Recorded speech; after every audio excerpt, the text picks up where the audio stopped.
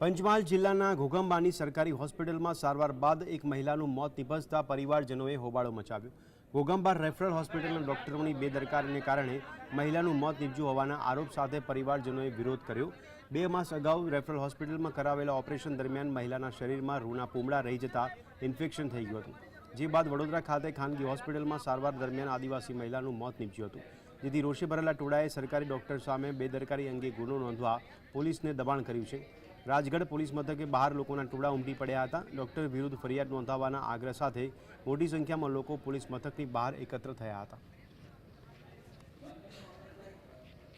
રજૂઆત અહીંયા એવી કરવામાં આવેલી કે ભાઈ એમનું 2 મહિના પહેલાં પ્રસૂતિ કરવામાં આવેલી અને ઓપરેશન્સ દરમિયાન એમાં કંઈક સ્પોન્જ રહી ગયું હતું, એના લીધે થઈ અને એમને પેટમાં દુખાવો પડ્યો હતો અને એના ફર્ધર મેડિકેશન્સ કરાવતા એમને વધારે તબિયત બગડતા ધીરજ હોસ્પિટલમાં દાખલ કરેલા હતા. અને એ અનુસંધાને રાજગઢ પોલીસ સ્ટેશને એમના સગાવાલા અને આજુબાજુના રાઠવા સમાજના લોકો અહીંયા એકત્રિત થઈ અને રજૂઆત કરેલી.